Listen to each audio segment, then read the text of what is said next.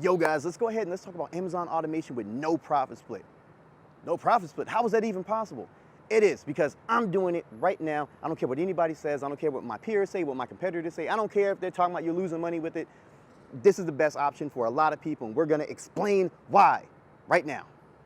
That's what's up, guys. This is 𝗙𝗥𝗘𝗏, and you have reached the Roughneck's Ecom channel. If you want to learn how to make money online or offline, then you need to be right here.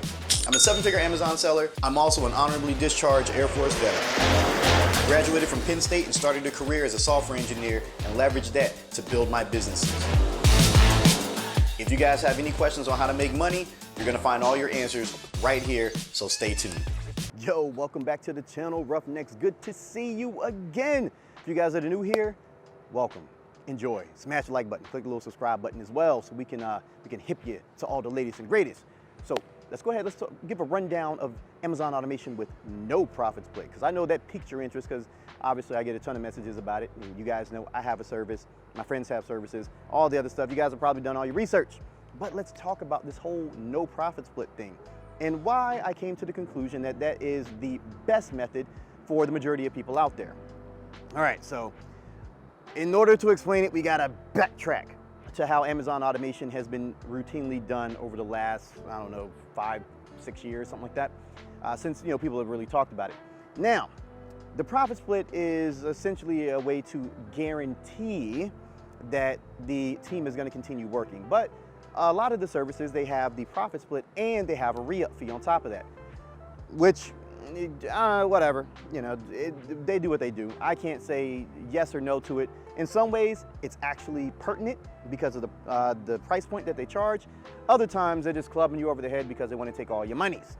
Now, like I said, the profit split was a way to ensure that people would continue working, that the teams would continue working, and here's why. A lot of them use services like 𝗦𝗧𝗢𝗎 or whatever to hire out teams to work. They pay an upfront fee and then a percentage of the profits that come in and so on and so forth.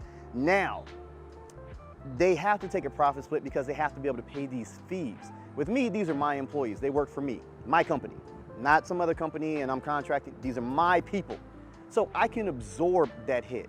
Not only because they're my people, but because I have all these other businesses. You guys know, I have OnlyFans automation where I handle a lot of the models' accounts. I have the car shop and have the barber shop, invest in crypto and a few other things, all that. Do some mentoring, blah, blah, blah, blah, X, Y, and Z. So therefore, I can absorb that hit. All right, yes, no profit split is going to hit my pockets right off the rip, and it already has, but that is okay, okay? And you're gonna understand why in just a second. Let's go. And here's how I came to the conclusion that no profit split was gonna be the best for my clients. Okay, yes, obviously I'm in business to make money, but my job is to make sure my clients are happy and that my clients are making money. That's why they come to me, because they want to make money. All right, so the majority of my clients are capital limited, right? They don't have a ton of money. But for the money that they do have, we generally do pretty well for them. Roughly $20,000 to $35,000 net profit each year. Okay, so at a 35% profit split, I was taking between $6,200 and $12,500 each and every year for my clients, depending on their capital. $6,200, not bad. $12,500, not bad. But still, that was taking more money from my clients than I felt was necessary. So now we have a re-up fee of either $6,000 or $9,000, depending on if you have a larger upfront payment or a lesser upfront payment. But let's focus on the actual re-up fee and not the profit split. At $6,000, that is still less than a profit split I was getting from the lowest average of my clients. So $6,200 was like the lowest average. $6,000 is less than $6,200. So they're still paying less. For my people that are making, $35,000, $40,000, $50,000 a year, that $6,000 is a much better option. Even at $9,000, it's a better option than what they were getting before, okay? Now, why would I do this? Why? Why, would I sit here and be willing to take less money? Number one, because it's the right thing to do for my clients. Number two, it's because if people are happy, they're gonna be sticking around and they're gonna be grateful to go ahead and pay that, all right? So instead of having to do all the bookkeeping, I'm like, okay, it's 35%, you gotta pay this and this and this and this and this, you make it simplistic for the clients. Okay, that's my reason. I want to make things simple for my clients. I don't want to overcomplicate anything. It's unnecessary. I can take less money, and in turn, if they're happy, they're going to go and mention it to other people, which they already do. But the profit split is what keeps a lot of people from getting in the game. They're kind of like, nah, man, the profit split is just too much. You know, I don't want to pay someone for that. All right, cool. No profit split. You just pay a re-up fee to keep us working for you. That's it. And you're good. It's a one-time upfront fee, and then you just pay that re-up fee every year. Small re-up fee, good.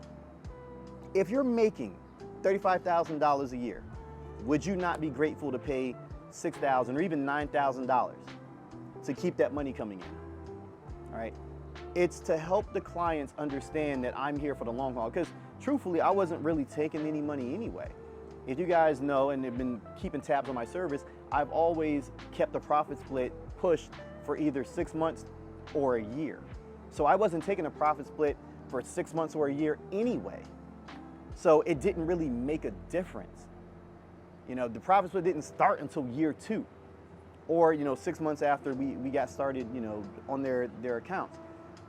So it really didn't make no difference to me. This doesn't change the structure too much for me. It changes it significantly for my clients though, because now they get to keep more money. All right. So what does this mean for the competition and, people in the space? Like, how is this going to disrupt things?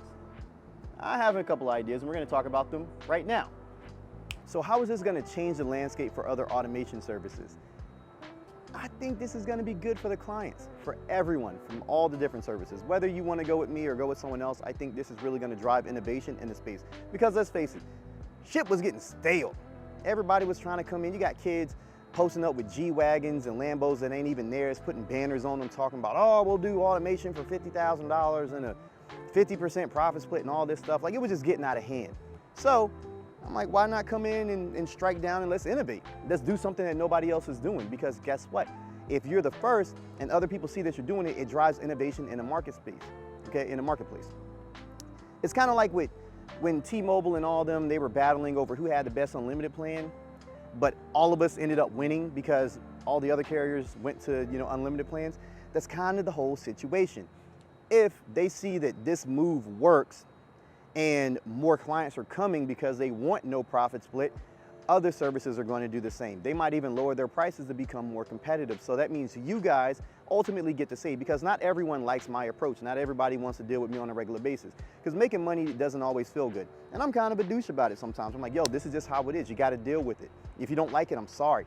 This is what we have to do. Some people want to be coddled and they want to feel good and all that. And so therefore, some of my friends, their services are more geared towards that. They make you feel good. I just care about making you money. Whether you feel good or not, yeah, it's kind of irrelevant. Making money. If I'm making you $35,000, $40,000 a year, do you have to feel good every single day about it? Not really. When the stock market took a dump during this whole COVID thing, people weren't feeling good. They were very upset about it, but making money doesn't always feel good. Sometimes you're gonna be upset. Sometimes you're gonna get suspended on Amazon. Sometimes customers are gonna complain. That's just what it is, So it can still drive innovation in the marketplace though. Because if they don't wanna come to me, there's other people that are gonna look at this and be like, yo, I need to change things up because this dude's trying to drive innovation forward. It's kind of like Elon and Tesla, right? Now we got electric cars all over the place. You wanna innovate, be the innovator, and then people will fall in line so all of you guys can benefit, right? So all the clients from all the other services can really benefit. And then number one, you can probably pay less money, keep more money in your pocket, and get a better experience, because now people have to compete. Whether or not, if they do or not, that's, nothing I can do about it. But I feel that it's really gonna help you guys ultimately, because it's already helping my clients. So if I can help my clients, hopefully it can help you guys in the long run. But what pitfalls do I see from this move? Let's go ahead, let's break it down, let's talk about it. Some of the pitfalls I've already heard, but we're gonna try to talk about it to dispel some of these rumors. Let's go.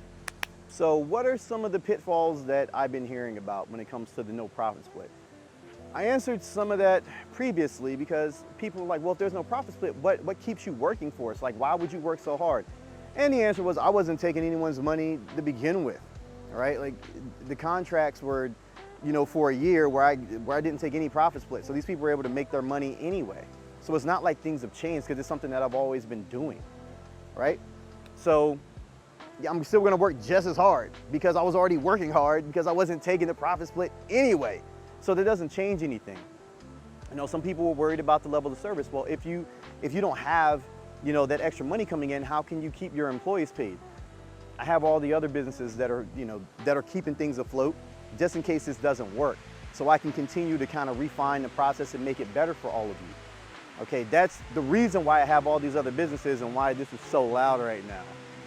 But having other businesses support this will make it easier to kind of flesh this out, because I know in the long run, this is going to be something really, really good. At least I believe that it's going to be really good for all of you. So I'm willing to take that risk, and I'm willing to take less money to make it happen. All right. So I wouldn't do this if I didn't believe that it was going to work. And since the other businesses are, you know, keeping things afloat and I don't have to worry about making all my money from this, I can keep my employees paid if anything were to happen. So let's say Amazon starts to tank and I start to lose money with this, the other businesses can keep coming in and make sure the clients are good. You know, so that's just the way it works. You know, I'm not too worried about it. You guys shouldn't be worried about it either. If the dude in charge isn't worried about, you know, a major change like this, you know, hitting his wallet, you shouldn't be worried about it either. Okay, so let's see what we're gonna do, man. This is gonna be good. I'm actually kind of excited for it. You know, a few people have already signed contracts, you know, going forward with the no profit split. A lot of my older clients are already getting on the ball. We have to do some amendments for them. But yeah, I think this is gonna be good for everybody. And like I said, it's gonna drive innovation. So if you guys are worried about some of the other guys and their prices are being too high, but you really, really like them, maybe they see this video and they're like, shit, I gotta do something because this guy's gonna kick our ass. So they might lower their price and change things up so that way you can go be with them. Because like I said, I'm not gonna be for everybody, okay? It's not about taking all the clients. I never wanted to be the biggest. I just wanted to be the best at what I do, okay? Forget everybody else. I wanna be the best at what I do. And for me, that's making sure that my clients and future clients get the best service possible and get to keep more money in their pockets. All right, so that being said, man, be safe, be smart. If you guys haven't liked the video by now, go ahead, like it. Smash that like button. You guys do it for Graham Stephan all the time. You do it for CoffeeZilla. Do it for me. So, I'm gonna see you guys, all right? Later.